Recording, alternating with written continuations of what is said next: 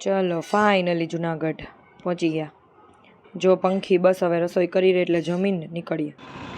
જો red alert હતો પણ ફિર બી આખો દિવસ વેસ્ટ તો કરાય નહીં. હજી તો બપોરે તો હું આવી એટલે ઉપરકોટ જઈએ છીએ. હવે ત્યાં ફોર્ટ ને એવું બધું છે, એવું રીલમાં પણ જોયું હતું મેં અને સર્ચ કર્યું હતું તો ખબર બી પડી. એટલે ઉપરકોટ ચલો ફિર.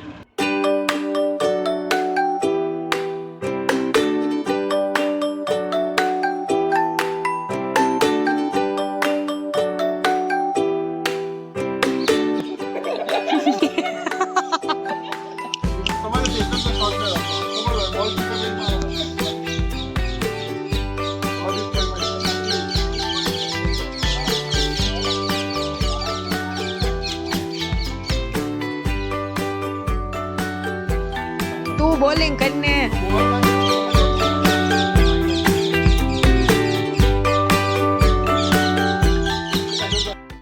અને આ છે ઉપરકોટ ફોર્ટનો પ્રવેશ દ્વાર, એન્ટ્રી ગેટ.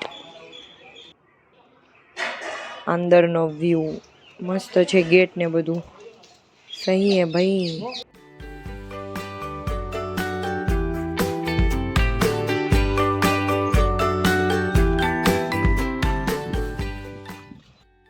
આ જો અત્યારે ચોમાસાનું જુનાગઢ જોરદાર દેખાય છે.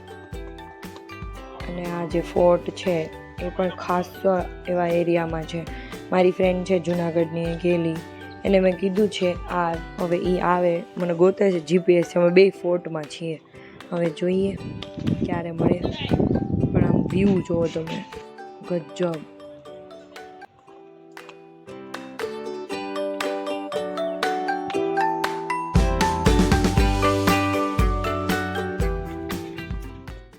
જો હવે અમે ફોર્ટમાં જોયું, હવે વિચારે છે કે આ છે શું એક્ઝેક્ટલી. આ બારી જોઈ તો બહુ મસ્ત અંદર કોતરણી કરેલી છે, જઈને જોઈએ. મોસ્ટ પ્રોબેબલી તો આ મહેલ ટાઈપ્સ જ છે જે અંદર હોય. તને આની હિસ્ટ્રી ખબર છે ને? તને આની હિસ્ટ્રી ખબર છે ને? જો આ રાણક દેવી પેલેસ છે, બસ એટલી જ ખબર છે. રાણક દેવી પેલેસ પાછળ છે. ઓકે સોરી, પાછળ છે. અને આ મારી ફ્રેન્ડ એલી છે. હેલો. હારું હાલો હવે અમે આગળ જઈએ. બરાબર, બહુ પંચાયત નથી કરવી, બધું જોઈ લઉં. જો હેલીએ કીધું અને અહીંયા લખ્યું હતું એટલે ખબર પડી કે આ રાણક દેવી પેલેસ છે. આની હિસ્ટ્રી મને પણ એટલી બધી નહોતી ખબર, કારણ કે કોઈ દિવસ ભણવામાં આવી જ નથી. આ અંદરનો વ્યૂ છે, મસ્ત છે. અને અમારા નસીબ સારા કે આ લાસ્ટ યર જ હજી રિનોવેટ થયો છે. અમારે સુરત ફોર્ટ જેવી રીતે રિનોવેટ કર્યો હતો, ખંડેર હતું પહેલાં, પણ સારું કે આખી જગ્યા પાછી રિવાઇવ કરેલી છે. તો જાણવા મળ્યું ને હવે હું આની હિસ્ટ્રી જાણીશ આખી રાણક દેવીનું. કંઈક પથ્થર રોક્યો હતો અને આવું બધું છે. એટલે ये तो भाई देखेंगे सुनेंगे हम.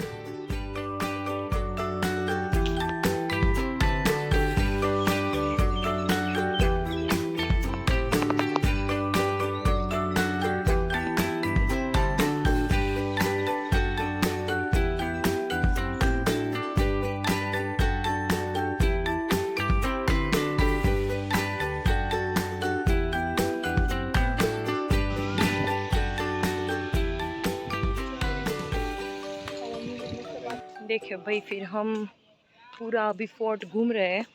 फोटोग्राफी लोग कर रहे हैं. मैंने 1-2 फ़ोटो खिंचवाई, अभी फिर मैं ये सब देख रही हूँ. और बहुत से पॉइंट मैं व्लॉग में ले भी नहीं रही हूँ क्योंकि मुझे खुद देखना है. मैं फिर व्लॉग ही बनाती रह जाऊँगी. इससे अच्छा है मैं देखूँ. सही है. और यहाँ पे जो रेंज है वो इतनी खूबसूरत है. Let me show you.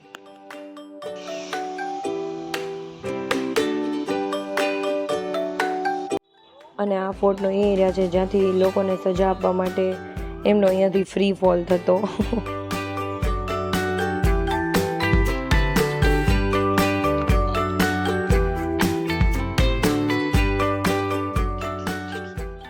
તો આ છે ફોર્ટમાં નવઘણ કૂવો.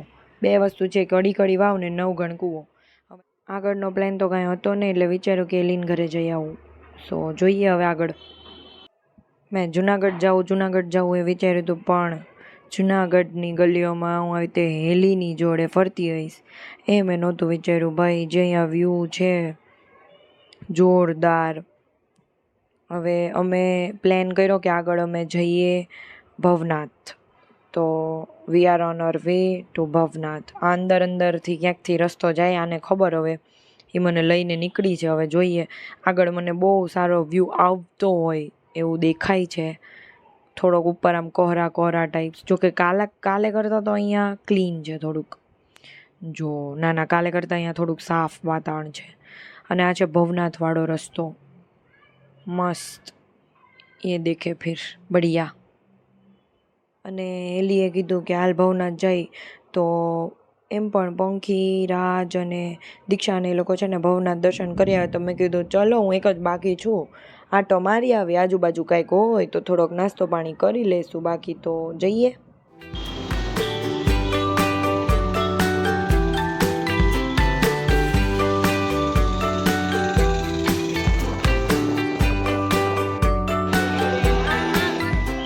જુનાગઢ જઈને ભલે કાવો પીવો પણ આલુ પૂરી તો ખાવાની જ, બરાબર.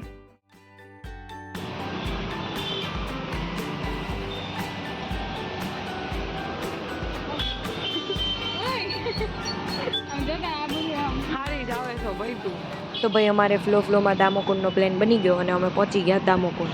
હવે ભજનમાં તો મેં ઘણી વખત સાંભળ્યું છે, આજે હું પહેલી વખત દામોકુંડ આવી અને બહુ વરસાદ હોય ને તો અહીંયા લોકો કહે છે કે પેલો બ્રિજ દેખાય એની ઉપરથી પાણી વહેતું હોય. તો ભાઈ ફાઇનલી અમે લોકો આવી ગયા. અને જુનાગઢમાં રાતે આવી રીતે ગાડી લઈને નીકળવાની મજા જ કંઈક અલગ છે. વાહ, રાતે આઈ મીન સાંજે. તો અમારો કાલનો પ્લાન છે ગિરનાર. તો આજ માટે બાય, શુભરાત્રી, જય સ્વામિનારાયણ, રામ રામ.